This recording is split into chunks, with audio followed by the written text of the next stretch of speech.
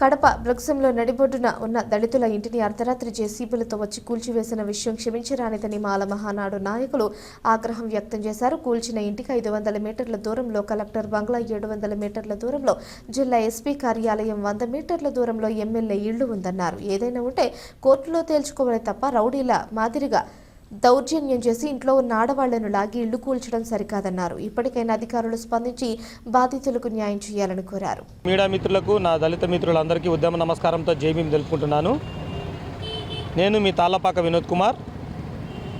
ఈనాడు గడిచిన 3 రోజుల క్రితమో 4 రోజుల క్రితమో కడప నడిబొడ్డున దళితుల ఇల్లు కూల్చివేతను రాష్ట్ర మాల మహానాడు రామాజీ హిమాలయాల్ గారి వర్గము చాలా తీవ్రంగా ఖండిస్తున్నాము.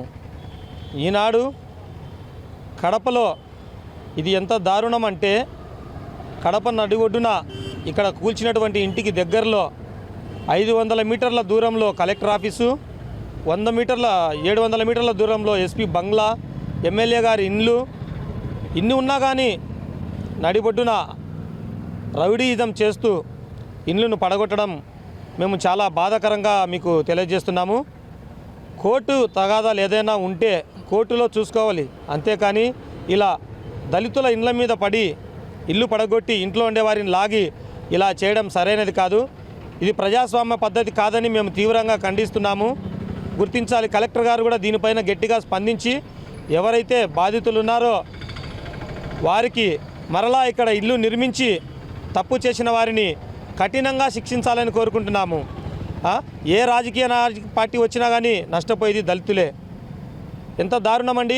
ఇంట్లలో ఉండే వారిని బయటికి లాగి 2 జేసీపీలు 100 మంది మనుషులు వచ్చి చేస్తున్నారంటే, ఆ సమయంలో బ్లూ కోట్ వాళ్ళు ఏం చేస్తున్నారండి? బ్లూ కోట్ వాళ్ళు, పోలీసు వాళ్ళు అదే పనిగా డైల్ 100 తిరుగుతూనే ఉంటారు.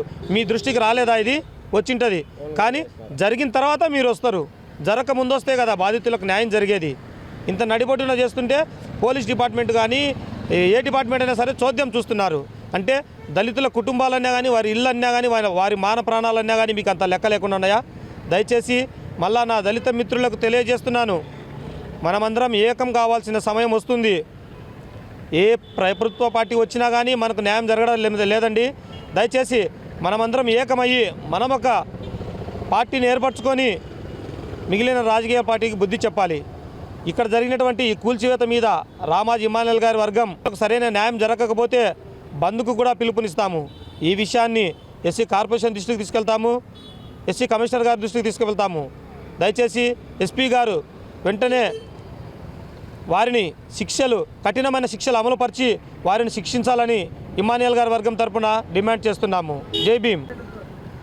ఈరోజు కడప నగరంలోని నడిబొడ్డున అంటే కలెక్టర్ ఆఫీసు దగ్గర మెయిన్ రస్తాలో కొంతమంది అధికార పార్టీ గూండాలు, రౌడీలు వచ్చి ఒక మహిళ మీద అలాగే వాళ్ళ కుటుంబ సభ్యుల మీద దాడి చేసి ఇండ్లు కూల్చడం అనేది చాలా బాధాకరమైన విషయం. ఎందుకంటే ఇది మనం ప్రజాస్వామ్యంలో ఉండామా లేదా అనేది అనుమానాలు వస్తున్నాయి. ఇక్కడ మా రాష్ట్ర అధ్యక్షుడు చెప్పినట్టు ఇక్కడే ఎస్పీ గారు ఉన్నారు, ఇక్కడే కలెక్టర్ గారు ఉన్నారు, డిఎస్పీ గారు ఉన్నారు. వీళ్ళకి ఏమైనా 10 కిలోమీటర్లు 20 కిలోమీటర్లు లేవు. వీళ్ళకు నిమిషాల మీద, సెకండ్ల మీద సమాచారం అందుతుంది. ఇదే మెయిన్ రోడ్లో 100 మంది వచ్చి రౌడీలు వచ్చి జేసీబీలతో కూలుస్తుంటే మీరు ఏం చేస్తున్నారని, ఈరోజు మీరు ఏ రాజ్యాంగం వలన ఉద్యోగాలు సంపాదించుకున్నారో ఇలాంటి వారికే నేను ఉద్యోగ అవకాశాలు కల్పించిందని అంబేద్కర్ గారి ఆత్మ శోభిస్తుందని కూడా ఈరోజు నేను మీకు అందరికీ తెలియజేసుకుంటున్నా. మీరు దేవునికి సమాధానం చెప్పాల్సింది ఉంటుంది అధికారులంతా.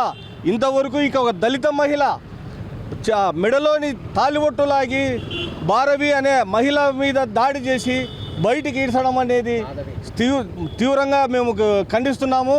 ఇదే కాకుండా ఈరోజు ఎస్సీ కమిషను నామమాత్రంగా ఉంది. ఈరోజు ఎస్సీ కమిషన్ చైర్మన్ వచ్చి ఇక్కడ పరామర్శించాల్సిన అవసరం ఉంది. అలాగే ఎస్పీ గారు వచ్చి వీళ్ళకు భరోసా ఇవ్వాల్సింది ఉంది. అయితే ఇంత కలెక్టర్ గారు వచ్చి భరోసా ఇవ్వాలా, ఎంఆర్ఓ గారు రావాలా, ఆర్డీఓ గారు రావాలా. ఇంత హరాస్మెంట్ జరిగితే ఇంతవరకు చూడలేదంటే ఎంత దరిద్రం జరుగుతుందని ఇంకా ఏం వీళ్ళు న్యాయాన్ని ధర్మాన్ని కాపాడతారు వీళ్ళు, లా అండ్ ఆర్డర్ ఏ విధంగా కాపాడతారు వీళ్ళు?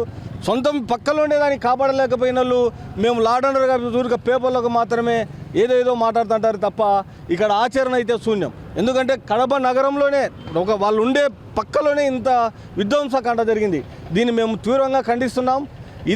ఈ బాధితులకి న్యాయం జరగకపోతే ఈ కడప బంద్కు కూడా పిలుపునిస్తాం.